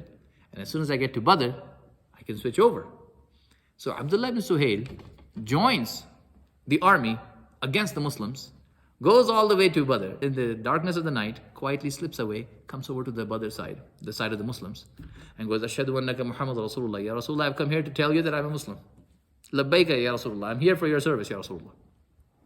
Allahu Akbar, mashallah. Suhayl ibn Amr's son, Abdullah ibn Suhayl. Now, next morning when Badr happens, can you imagine Suhayl ibn Amr looking at his son on the other side? Right? This embarrassment that he has to face. And after everybody's going to be killed in Badr. All of the elites of the Quraysh is gone. Abu Jahl is gone. Uqba ibn Umayyah is gone. Umayyah ibn Khalaf is gone. The guy who used to torture Bilal, the guy who put his turban at the neck of the Rasulullah. The guy who threw the camel carcass on the Rasulullah. All of these wretched people are gone. Suhayl ibn Amr is back. He's the one who's alive. Remember, he was the prisoner. Finally, they gave money to bring him back over. And everybody's like, you think you're a big guy and you don't even know if your own son is a Muslim. Right? Now, the other son, who's also a Muslim, Abu Jandal. So Abu Jandal is like, my brother got to go there, I did not get to go there. So he's frustrated because I also want to be with the Rasulullah sallallahu alaihi wasallam. He expresses his frustration to his father. And his father is how angry he is. Like already my embarrassment is at no bounds because, everybody's laughing. I'm in laughing stock, right, in Makkah. And now he finds out his younger son, his Abu Jandal, is also a Muslim. And Abu Jandal tried to convince him to become Muslim, which failed, obviously. So he's so angry. How dare you want to become Muslim? So all of the anger that he had about Abdullah, he vents it on Abu Jandal. And he calls his guards, and he is the vice president. He can do whatever he wants. And he sets up a chamber, he sets up a torture cell, really, at Badr. And from Badr, now it's Hudaybiyah. Badr is over, Uhud is over, a Raja incident is over, the slander of Aisha is over, Ahzab is over. Now Hudaybiyah. This entire time he was being tortured and put in imprisonment in Makkah. This is Abu Jandal, and this entire story is Abu Jandal. In fact, one of the Sahabi, and later in the time of Ali Adhan's Khilafah, will call it the day of Abu Jandal, this incident, not day of Hudaybiyah. Abu Jandal is in chains, clad in irons, most likely he has blood loss and he's anemic and maybe gangrene might develop, tetanus, you can only imagine. And Suhayl said, do whatever you want to do with him until he gives up Islam. That is the one thing he will not do. And now you imagine this. All of these years have gone. Now, over the years, he has realized there is a way for me to escape, because when you've been tortured for so many years, you eventually start talking to security guards and everything. And if I jump over this hook when he's sleeping, I can escape. But where is he going to go? It's a desert. He doesn't have water to get to Medina. How is he going to go? So there's nothing he can do even if he gets out. So he's stuck in there even if he knows how to get out. So remember this, because what's going to happen is he's not going to escape when he finds out Muslims have arrived at Hudaybiyah, which is Spruce Grove, Edmonton. Finally, if I can just get to Spruce Grove, it's over. Then I'll be saved. So when they see Suhayl ibn Amr coming, the Prophet says, with Suhayl we'll get Sahl, inshallah. And then as Suhayl is approaching, the Prophet says, and he comes with two other people. Remember the Mikraz, the other guy who was not of any use, he comes with Suhayl as a side assist. The Prophet says, Wallahi, there's nothing that he will ask me except that I will give him, so long as it is not haram or does not come in the way of Islam, right? But anything that he asks me, I will give it to him. So the Prophet is saying this publicly, is to let the Sahaba know. The Sahaba are really angry. I just told you, Abu Bakr Siddiq has said what he said. And it is going to be a day of high tension. So the Prophet says, Wallahi, whatever he asks, I'm going to give it to him. So long as we as Muslims get to do Umrah, or we get to have some peace. So Muslims are seeking peace. So he comes in, they negotiate, they sit down, and so the Prophet calls for a scribe, which is Ali radiallahu anh. He was one of the few Sahabi who knew how to read and write. So Ali radiallahu anh is here, he sits down, and they begin writing. Peace treaty, let's sign it. So Rasulullah says, write Ali, Bismillah. So he writes, Bismillah ar-Rahman ar-Rahim. So Ibn Amr says, hold on. I don't know who's this ar-Rahman ar-Rahim guy. Astaghfirullah. Write what we write. Bismik Allahum. That's what we say in Quraysh, that's what we want. Now, remember the Prophet said, I will accept whatever he asks for, so long as it is not haram. So Rasulullah says to Ali, okay, right, just write Bismillah. Suhayl has been told, do not let him do Umrah this year, next year, if he wants to. Then the Rasulullah says, this is a treaty being signed by Muhammad Rasulullah with Quraysh, Suhayl ibn Amr, right? As soon as he writes Muhammad Rasulullah, he says, hold on. He says, Wallahi, if I thought you were Rasulullah, Rasul of Allah, then why would I be doing this with you? I don't need to do this with you. I would already believe in you. I don't believe you're the Rasulullah. Remove this. Removing that is not as easy as just taking a white ink or something and just removing it. You have to scrub it off. So Rasulullah says to Ali, okay, Ali, you can scrub it off. And he says to Suhayl ibn Amr, Wallahi, I am the Rasul of Allah, whether you believe in it or not. You see, if somebody rejects our Rasulullah, that doesn't not make him Rasulullah. He still is the Rasulullah. He says, Wallahi, I am the Rasulullah, whether you believe in it or not. He says, Ali, you can remove it. Just write Muhammad ibn Abdullah, which is what he wanted, the son of Abdullah. And in a rare moment, in a rare occasion, Ali radiallahu anhu, who is not only one of the greatest Sahabi, but he is lived like fatherly figure. The Prophet is taking care of him. He says, Ya Rasulullah, I will not be the first person in history to go down as the person who removed Rasulullah from your name. Can you imagine? You are asked to remove Rasulullah, A'udhu Billah. He says, I will not be the one to remove Rasulullah, ya Rasulullah. So he disobeys the Prophet to obey him. He disobeys the Prophet to honor him. I don't know if you remember Battle of Ahzab when we did. The greatest fighter in the Quraysh, remember? Amr ibn Abdul Wud. And everybody, he was asking, is there anyone who can fight me? And everybody's quiet. And Ali sees everybody's quiet, so he says, I will fight you. Even the Prophet says, Ya Ali, it is Amr ibn Abdul Wud. So he becomes quiet. He's like, okay, if the Prophet is saying this, okay, I will not fight. Then he's looking again, he's like, is there no one? Ali cannot take it anymore. He's like, I will fight you. Again, the Prophet says, Ya Ali, this is Amr ibn Abdul Wud. He's like Messi or Ronaldo of their side. For the third time, and he says, so, nobody? He says, I will fight you. And the Prophet says, Ya Ali, this is Amr ibn Abdul Wud. And Ali says, even if it is Amr ibn Abdul Wud, Ya Rasulullah. For the sake of the Muslims, he's saying, Ya Rasulullah, even if he is this, I'll fight him. Seeing this, the Prophet says, okay, go ahead, and then he kills him. This is again one of those moments where he's saying, I will not do what you're saying I should do, Ya Rasulullah, for the love that I have for Ya Rasulullah. You understand? And so Rasulullah himself then takes it. And he is illiterate, he cannot read, he's unlettered. So he asks Ali, where is it written? Where it says Rasulullah. And he shows it to him, and Rasulullah himself scrubs it off. Now you can understand. Umar radiallahu anhu, Abu Bakr Siddiq radiallahu anhu, Ashar wa Ashar, Talha radiallahu anhu, Zubair radiallahu anhu, all of these guys, they're all looking at all of this happening. They cannot believe, because they are in a state of ihram. You cannot even kill a mosquito, right? And they are in Ashur al-Hurum, and they are at the haram. So their hands are tied, and they cannot stand to see this. First you insult Allah, Bismillah. Then you insult the Rasulullah. But the Prophet is not saying anything, what can I do? The Rasulullah then says, we are going to be able to do Umrah. Please let us do Umrah. He says, not this year. You can do next year. Then Suhayl puts a clause, which is the most unbelievable clause, which is going to make everybody lose their minds. He says, we are putting a clause that no Muslims would be allowed anymore to go from Makkah to Madinah. No more. You know, hijrah, every few minutes you're having this hijrah, every few days. Muslims are coming to Makkah. They convert and they leave. No more. It's over. This is a clause. If you don't accept this, you cannot do Umrah. And not only are Muslims not allowed to go to Medina, if there's any Muslim, astaghfirullah, this will never happen, but if there's any Muslim in Medina who decides to become a mushrik again, astaghfirullah, he should be allowed to come back. Did you hear what I just said? The clause is, any Muslim who is now converted to Islam, anybody in Makkah, should not be allowed to go to Medina. But if you have any of the Sahaba who decide to become murtad, a'udhu billah, he should be allowed to come to Makkah. Open, blatant bias, clear bias. But again, the Prophet said, I'll accept whatever he says. So he says, this is to be done. The Sahaba goes, how can we accept this? You're torturing our Muslim brothers and you're torturing them and we can't bring them with their own will. They're coming to Medina and you're saying we can't take them. We have to send them back to you so you can torture them again. In the meantime, you're saying anyone from us who wants to go can go. How can we accept this? And so there's a hue and cry back and forth. And so they've not, Ali is looking at people going back and forth. He does not write it. right at this moment, and this is qadr of Allah. Wallahi, this is better than any movie. Sad, but better than any movie. This Allah made it appear so. He had to do it this way. Right when he said this, Abu Jandal, the son of Suhayl, who has found out that Muslims have arrived at Hudaybiyah, and he's like, okay, great, if I can just get out, somehow make it there, finished. Once, let me just get there. So he somehow jumps over. We can only imagine what he must have done. He's in iron, clad in iron. He's dragging his feet, doesn't have water, doesn't have food. He's running. Even admitted to Spruce Grove is quite a walk. It's quite a ride.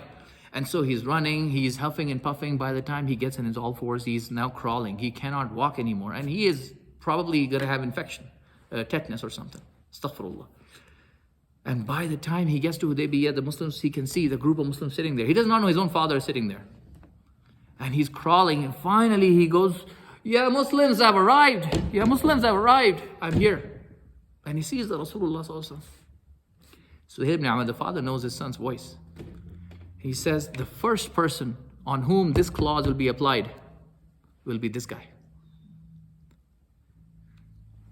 The first person on whom we cannot allow anyone to go from Makkah to Medina will be this guy. The Muslims see his condition. They can literally see this happen. So we could see the marks of torture on his body. This is Guantanamo.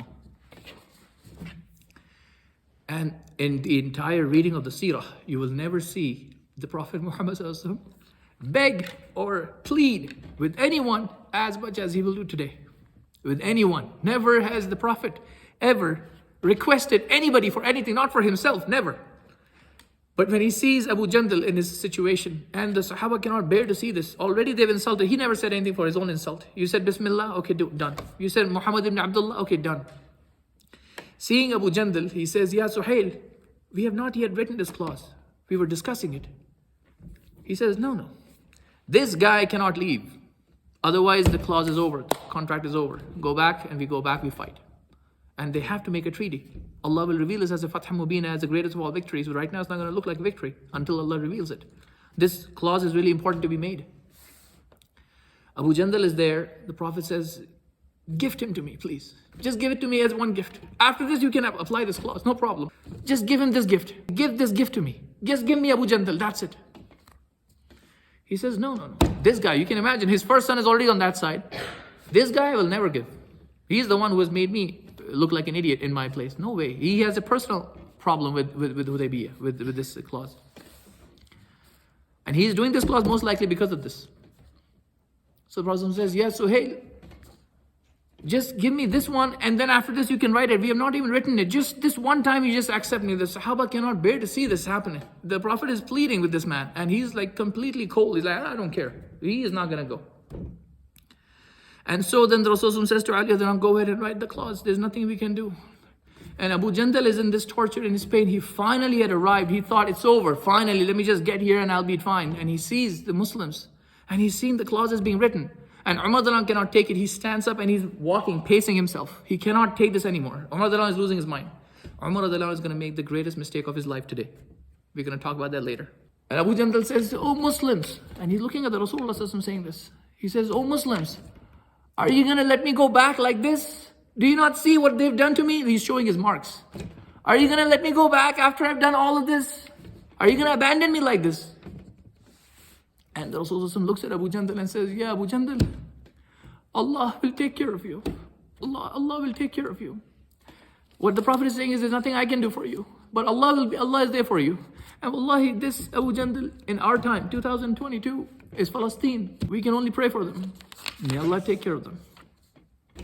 When Mikraz, the other guy who was with Suhayl ibn Amr, he sees the situation, the condition of Muslims, and he sees the love the Muslims have for each other, and he sees that this is his own son, but they are more worried about his son than the father. He has something in his heart, and he says, don't worry, we're not going to torture him anymore. We'll give you this. Okay, don't worry, we'll take care of him. Okay, so relax, because he sees this happening. But Umar cannot see this anymore. So he walks and he gets close to Abu Jandal. Abu Jandal has arrived now at the crowd. And so he walks over and he has his hunting sword with him. Now remember, he's in ihram. It is haram to not only attack, but to even suggest to attack, to even point to attack is haram in Islam. So he cannot say, Abu Jandal, you are not a part of our Medina right now. You are free and you are captive. It's halal for you to kill him and run. he cannot say this because then he's pointing toward murder. So he says, he comes to Abu Jandal closely and he shows his sword and he says, have patience, Abu Jandal, have patience. And he's pointing to, he cannot point to his sword, but he's trying to show as much as he can without breaking the rules. He says, Abu Jandal, have patience, have patience. Like he's trying to say, take the sword and kill him and you'll be escaped. Now, whether Abu Jandal didn't understand because he could not go beyond this, or the fact that Abu Jandal understood but he did not want to kill his father regardless, we don't know. But he does not take the sword and kill Suhayl ibn Amr. Umar has seen this and the clause is signed, everything is done. Suhayl ibn Amr goes and they have promised that we are not going to torture him anymore. Umar now comes to the Rasulullah. A lot has happened by now. Ali said, Ya Rasulullah, I'm not going to remove your name. Abu Bakr Siddiq has given a cuss word which we discussed last week. Umar is looking at Abu Jandal. Umar then comes to the Rasulullah and says, Ya Rasulullah. And this is something that we have to talk about because the Shia use this story to astaghfirullah malign Umar. But I'll tell you what actually happened. Umar says, Ya Rasulullah, are you not the Rasulullah? Remember, he had the dream about Hudaybiyya, we're gonna do Umrah. But now the clause says next year Umrah, finished Umrah is over. Shave your heads off. The Prophet says to everybody, it's over. So he comes to the Rasulullah and says, Ya Rasulullah. Now he is emotionally damaged right now. So he says, Ya Rasulullah, are you not the Rasulullah? The Prophet says, yes, I am the Rasulullah. He says, are we not on haqq? Are they not on batil? He says, yes, we are on haqq. He said, how then can we accept this humiliation in our religion? Like whatever bias that they had, they put in their clause. We've taken a losing argument, a losing contract. How can we accept this humiliation in our religion? Why do we have to do this, right? And so the Prophet, in his gentlemanly behavior, he just says, Ya Umar, I am the Rasul of Allah and I will not disobey Allah. What he's trying to say is there's someone above me who's telling me to do this and I have to do what I have to do, whether we understand the logic of it or not. And so he should have accepted by now. The Prophet is saying, I am the Rasul of Allah and I will do what Allah says. But emotions are high and this is Umar radiallahu anh. You understand how he is. And he could not take this anymore. And so he then goes to his best friend, the other best friend, Abu Bakr as-Siddiq, Now, some of you have not been here last week. You should know that Abu Bakr as-Siddiq, he is the gentleman. He is elegant. But when he's angry, he's angrier than Umar. Just realize this. It is only Abu Bakr that Umar was scared of. He was not scared of anyone else. So Umar then goes to Abu Bakr Siddiq and says, Ya Abu Bakr, is he not the Rasulullah? He says, yes, of course he is. He says, are we not on haqq? Same thing. He says, of course we are. Are they not batil? Yes. How can we accept this humiliation in our religion? How can he do this? He's saying this about the Rasulullah after Rasulullah just told him, this is what Allah said. And he still is asking someone else now. This is the greatest mistake he has made in his life. And so Abu Bakr Siddiq goes from 0 to 100 in his anger. And he holds on to Umar and says, Ya Rajul, hey kiddo, you better hope to hold on to the steer of the saddle of the camel of the Rasulullah. What does that mean? The camel of the Rasulullah has a saddle. The saddle has a steer. You better be lucky enough to be able to hold on to this to achieve salvation. How dare you say this? This is the Rasulullah and he will not disobey Allah. He says the exact same thing the Prophet said without their communication. So Umar then woke up. Up until now, he's just so angry and he cannot take this. He's just going to the Prophet. The Prophet gave him the most beautiful answer, quietly, nicely, like a gentleman. That did not change him. Abu Bakr had to wake him up, like slap him, wake up, metaphorically. He had to slap him and wake him up like, hey, kid, what are you saying? Do you understand what you're saying? You better hope to hold on to the saddle of the camel of the Rasulullah before it's too late for you. Seek your salvation before it's too late. And Umar says, even in his own khilafah, he says, guys, that was the day when I almost became a kafir. He says this. And he freed many slaves. He did a lot of good deeds the rest of his life when he realized what a mistake he made on this day. The Shia will use this and try to use this as an excuse to try to show, remember back when Banu Nadir was being expelled and then this munafiq, Abdullah ibn Salul, came to the Prophet and says, you're not going to expel them because, my relationship and all that. They say, see, Umar did this. Astaghfirullah. The point is, that guy was doing it for his business dealings. He wanted not to be done. He is doing it for the sake of the Rasulullah, for the sake of Islam, for the sake of Allah, not for his personal benefit. Astaghfirullah. How can you even compare? We don't want to go back down there. I'm just trying to tell you, this is what happened. This is the greatest mistake. We as Sunnis accept this was the greatest mistake on his part. He should not have done this. He overstepped the boundary. That yes, we cannot see Abu Jandal. Another Sahabi, there's a Sahabi, Suhayl ibn Hanifa, a great Sahabi. Many years later, when Ali was going to fight Muawiyah's forces, Battle of Siffin is going to happen. He says, he's on the side of Ali, and he says to the Muslims, "O Muslims, trust the Quran and Sunnah before you trust your judgment. For wallahi, I remember on the day of Abu Jandal, I remember on the day of Abu Jandal, if there was, it's a very big thing he's going to say, if there is anything that I could have rejected that the Prophet ﷺ said, I would have rejected that. If there is anything I could have done in my life that has to be disobeying the Rasulullah, I would have disobeyed that particular day, what he did with Abu Jandal. But Allah knows what Allah is doing, and so we have to follow Sami'na wa Ta'ana. So what I'm trying to tell you, this is not just Umar, this is all the Sahaba's reaction to this. Umar was just vocalizing it. He was strong enough to vocalize, but then he was put in his place with Abu Bakr. When the Rasulullah passed away, Umar had lost it. He went in a state of dementia. He could not believe the Prophet has passed away. The last thing, by the way, the Rasulullah saw his ummah doing was praying. Salah. That's the last thing he saw. And the Sahaba say, we were so happy that we were about to break our prayer when we saw the Prophet has improved in his health so much. And so Abu Bakr actually thought that he's improving. So he just left. He said, I'm going to go and check on my mom and dad because the Prophet is doing good. He said to his daughter, Aisha, and the Prophet passed away in this time. So Umar is in Madinah and he's passed. And Umar sees the body of the Rasulullah and he loses it. And he cannot accept the Prophet has passed away. So he says, anyone who says, he's in the masjid going back and forth, anyone who says that Rasulullah has passed away, I'm going to slice him right now. He has gone to meet Allah just like Musa went to meet Allah. He is going to come back. How dare you say that he has passed away? He's not going to pass away. He cannot accept the Prophet has passed away. And the Sahaba are confused in a state of confusion that does anybody know that the Prophet has told about going to meet Allah? Anything? Nobody knows this. Abu Bakr Siddiq has just heard and he's galloping his horse and he comes straight to the house of Aisha. He does not even go to the masjid. He can hear Umar yelling because he had a microphone voice. And he comes straight to the Rasulullah and he sees the body of the Rasulullah lying and he's covered. And so he takes off the cover and he kisses the forehead of the Rasulullah and says, may my mother and father be held in ransom for you, Ya Rasulullah. How beautiful you are in your death as you were when you were alive. True, you've spoken truly when you said that Kullu nafsin za'iqatul maut, every soul has to bear the taste of death, and this is your death, and Allah is not going to put you through this misery again. This is one time that you have faced, and you're not going to face this again. And that son of Khattab, this son of Khattab who's yelling there, Umar ibn Khattab, he has just lost it.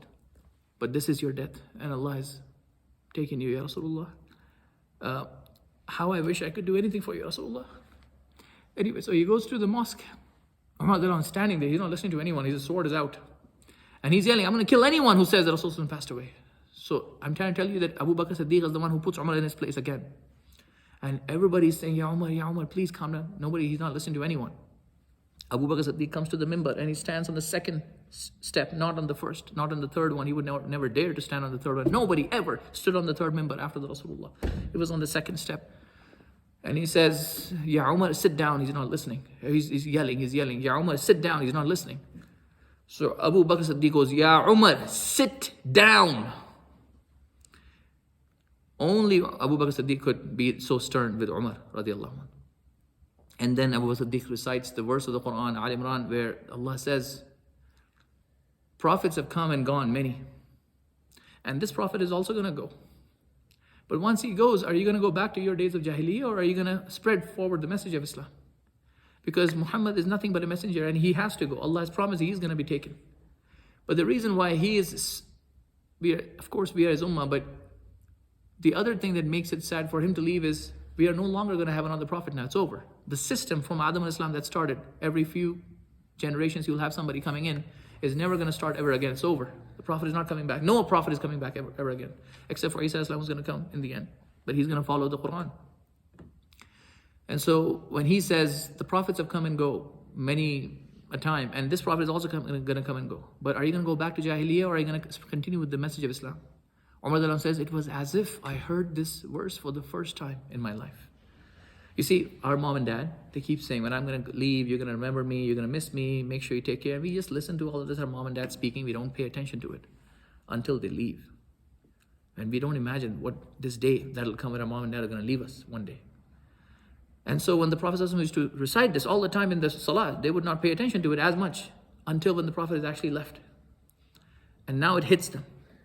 The point I was making here in this is that Rasulullah, when he passed, Abu Bakr Siddiq had to put him in his place. That's how strong Abu Bakr Siddiq is. Anyway, Umar now is in a state of shock, and now he realizes what happened. Back to Hudaybiyah, when the Prophet says, shave your heads off, you're going back, it's over. And he cannot accept this. The Sahaba could not accept. They could not move. We are Spruce Grove to Edmonton. We are about to come to the Kaaba, and now we shave off our heads and go back and sacrifice the camels. It's all over. We're going to come next year. No, for the first time and the last time in the history of the Seerah, no Sahabi moves. The Prophet says, shave off your heads and let's go. Remember Urwa last week we discussed Urwa? What did he say? They would just wait for his trickling of the water of the wudu so they could take it. He just had to move like this, and before he could even say he wants something, the Sahaba would say, yes, Ya Rasulullah, what did you want? This is the respect they have. And this respectful Rasulullah sallallahu alaihi wasallam, the greatest human being on the planet ever, he says, everybody shave and let's go back. And not a single soul moves. The Prophet is stunned. He cannot believe. And he then goes to his tent, to his wife Umm Salamah. She's the one who had accompanied him in this Hudaybiyah. And Umm Salamah, if you guys don't know, she was the lady of wisdom. You see, Aisha was the pampered wife. Zainab bint Jahash was a little angry. Hafsa was Umar's daughter, so she had some of his traits.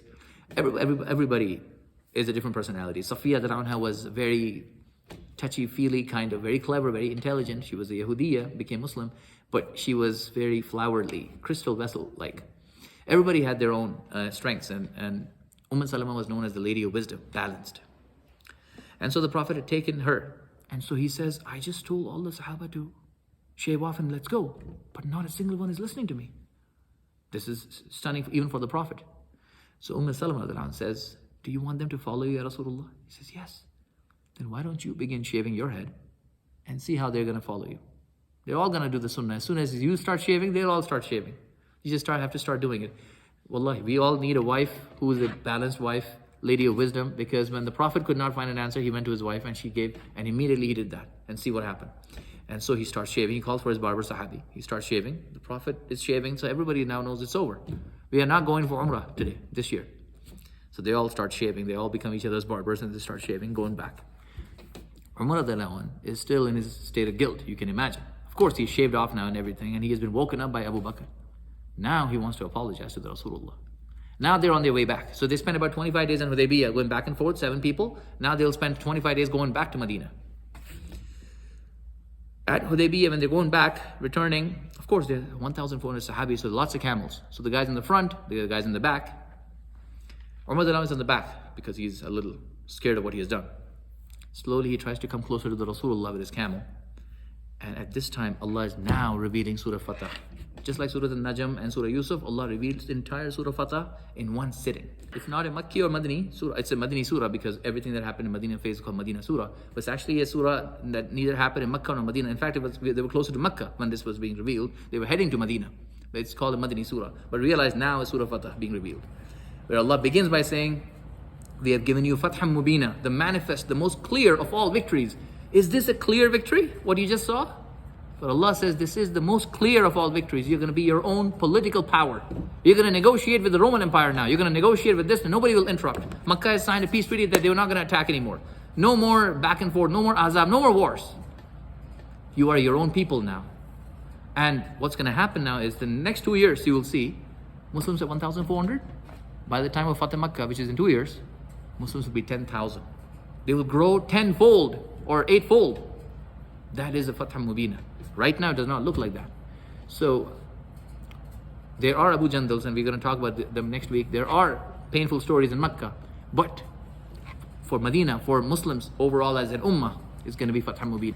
So, Rasulullah is in a different time and space. He's in a trance because when he used to get the wahi, he used to have sweat on his beautiful forehead. And Jibreel Islam is coming and revealing, and he would be in his trance. He would not be able to listen to this world. And so he's on his camel. Surah Fatah has been revealed. It's a pretty long surah. Umar is creeping up to him and says, Assalamu alaikum ya Rasulullah. He's trying to apologize for what he did. And the Prophet is in his own world right now. And imagine, the Prophet is not saying wa alaikum assalam to Umar, his best friend. Like literally, Umar used to be on his right hand, Abu Siddiq on the left. They used to walk, the 3 friends used to walk like this together all the time. You know, when Umar was being buried, I keep going these tangents, but I'll tell you, when Umar was being buried, next to the Rasulullah and Abu Bakr Siddiq, Abdullah ibn Abbas says, there was a person who came next to me, put his hand on me and said, now you have also left us, Ya Umar. I've always heard the Rasulullah say, I, Abu Bakr and Umar, we're doing this. I, Abu Bakr and Umar, we're going here. I, Abu Bakr and Umar, we're doing that. I've always heard the 3 of you in the same sentence. And now the three of you have been buried together. Allah wanted the three of you to be going together. And all of them died at the age of 63. So Abdullah ibn Abbas says, then I turned to see who this person is who's saying this. It was Ali, radiallahu anhu. Umar, radiallahu anhu, the best friend of the Rasulullah after the Abu Bakr. Assalamu alaikum ya Rasulullah. And the Prophet is then busy with Surah Fatah being revealed. Download. Again, for the second time he says, Assalamu alaikum ya Rasulullah. Now what are you supposed to do as a Muslim? After 3 times you're not supposed to say Assalamu alaikum. For the second time he says, Assalamu alaikum. No response. For the third time he says, Assalamu alaikum ya Rasulullah. No response. So Umar thinks it's over. Everything's gone. I have left this religion, or something unbelievable has happened now. What has happened? What have I done? And so this is an Arab style. Of course, we all have our own cultures. He takes sand from the ground and he slaps it onto himself and says, tell my mother it's over. Umar is gone. This is their phrase. I'm gone. I'm finished. It's over. I'm done and dusted. And he's slapping himself with the dust. He says, I'm all gone. I've done the worst. And he's thinking it is because of him that the Prophet is not replying. It just so happened that he's doing all of this and he's in a sad state of affairs and he's about to become super happy now. The Prophet then literally calls for Umar from there through a Sahabi. So as he has slowed down his camel by now, the message arrives in the back, Ya Umar, the Prophet has called you. Now imagine. He's not thinking it's a good news. He's thinking the Prophet is calling me by name. Come here. So he's already super scared now. He was already crying. Comes forward. He says, Yes, Ya Rasulullah. And the Rasulullah is smiling and says, Ya Umar, Allah has just revealed, Surah Fatah, that this is a Fathah Mubina. Clear, the most manifest of all the victories. And Umar around 180 degrees from a state of emotional damage all the way to, what? Ya Rasulullah, Allahu Akbar, Allahu Akbar. And he is so happy, Allahu Akbar, this is a Fathah Mubina? Allah has said this is Fathah Mubina, end of story. Allah says this is a victory, despite everything you've seen. And all the Sahabi then go, Allahu Akbar, they're all happy. And this is a sensitive thing, but realize, when the Prophet was saying this, that I am the servant of Allah, I am the messenger of Allah, and Allah I will not disobey. You saw the reaction of Sahabi? They were not moving, they did not want to shave, did not want to move. As soon as Allah reveals, it's over. Allahu Akbar. This belief in Allah, that Allah reveals, it's over. But when the Prophet is saying they have a little bit of a question mark, this hesitation is a little sensitive, but from this we realize the humanity of the Rasulullah. That's why the Sahaba sometimes used to ask, Ya Rasulullah, is this your ijtihad? Is this what you were thinking? Or is this from Allah? Understand, the Sahabi did have this bit of a leeway with the Rasulullah, but they would think, maybe there is an option for me to negotiate. Remember when Bayaa Ridhwaan, who did the Prophet first send? Umar. Umar then said, Ya Rasulullah, I think we should send Uthman, right? So these things do happen. At Badr, the Prophet decided to stop at a certain point, and the Sahabi said, Ya Rasulullah, I think, is this from you or from Allah? He says, no, this is my suggestion. He says, I think we should stop further up where we have the wells, so the water is behind us, and so they don't have any water. We should be stopping ahead, not here. And so the Prophet liked it. Anyway, this is the ijtihad of the Rasulullah versus, this is a whole other complex topic. We can talk some other time. Now that the Hudaybiyah is enacted, there are going to be Sahabi who are going to come. Abu Basir, radiallahu anhu. Basically, what happens is, despite the treaty being enacted, he somehow escapes from Makkah. Now, Hudaybiyah is signed, it's done. It is your oath now. You cannot take anyone from Makkah. Abu Basir lands in Madinah. The Prophet doesn't say anything to him. Okay, he's here. Because the treaty did not say that you will return. The treaty says, we will take him back and you will not stop us. Okay. So Abu Basir is there. Eventually the Makkis, they arrive in Madinah and say, Muhammad sallallahu alaihi wasallam, you said, as per Hudaybiyah, he's not going to be allowed, so we're going to take him back. So Abu Basir is saying, Ya Rasulullah, are you going to let me go? Just like Abu Jandal? He says, there's nothing I can do, right? May Allah help you. May Allah guide you. But there's nothing the Prophet can do. So he's taken, clad, handcuffed, taken back to Makkah. Now, Makkah to Medina is quite a distance, right? It's going to take 3 weeks for them to go back. And in 3 weeks, you can have enough camaraderie, enough friendship to be able to talk to each other. So even though he's a prisoner and he's going there, they'll stop at some point between Edmonton to Calgary. They'll stop at Red Deer. And while they're there, Abu Basir is clever. So he talks to this guard guy who's going back. And he starts fake friendship. He starts a friendship with him. He says, so your sword is really nice and shiny and smooth. Where did you get it? He says, oh, from the Roman Empire and this and that. He says, oh yeah. And so he starts talking about some of the great battles he has fought. He has killed people. His ego is boosting. So they become enough friends to be able to confide in each other by the time they get to Red Deer. And so he then says, after they have food or whatever, he says, can I see that sword that you have? I need to see the sword because you've killed so many Romans with this or whatever you've killed, right? Whatever tribes you've killed. So can you show me this legendary sword? He says, oh yeah, of course. And he takes it out, the idiot. Obviously takes it, slashes him, kills him.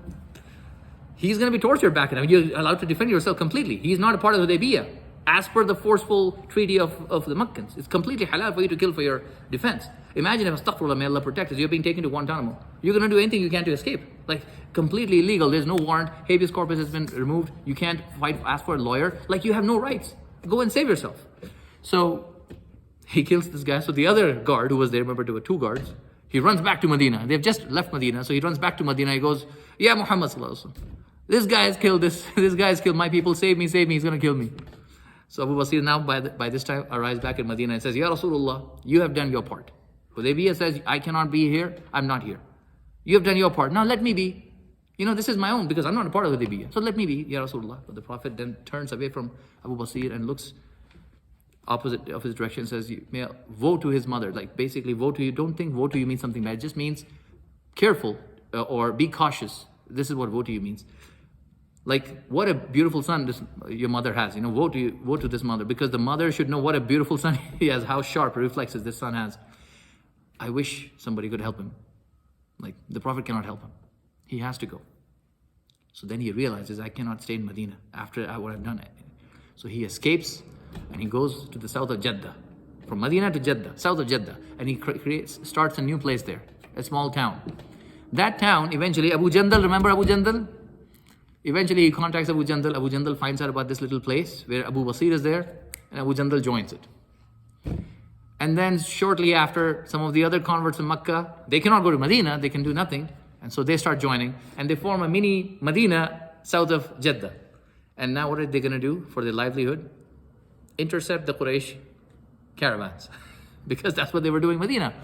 Only Quraysh, nobody else. Because this is their own food, their own money, their own land that they've taken, right? So they start intercepting the Quraysh caravans to the point where Meccans could no longer do business with Palestine. Again, the same problem as Medina, even though now they can do everything with Medina, but they can't do it because of Jeddah. And remember, they don't want to be here. They wanted to be in Medina. But the Hudaybiyah treaty, according to the enemies, it says, no, you can't go to Medina. So they're forced to be here.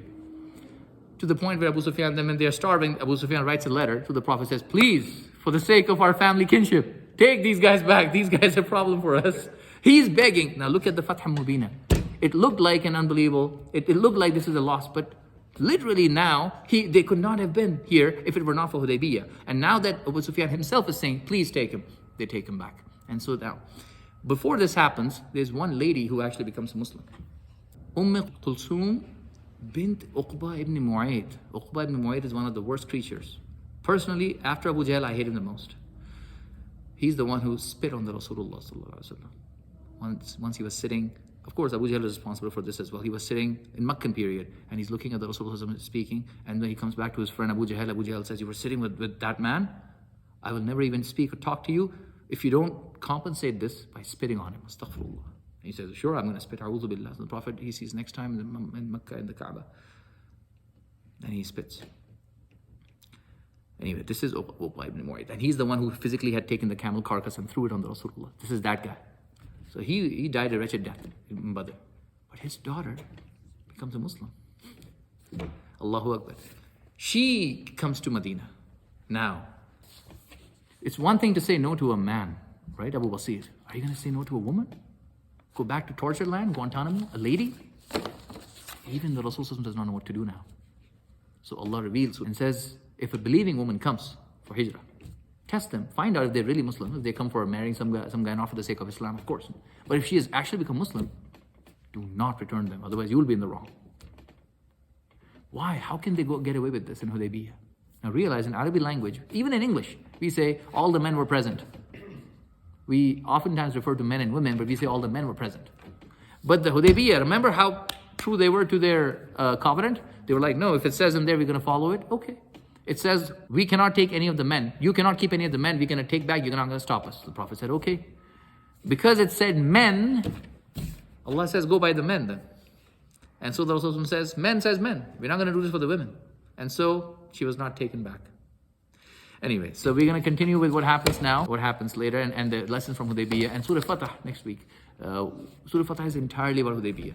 how it is Fatah Mubina, what happened and everything. Now we know exactly when we recite the surah, the pains of Abu Jandal and all of this.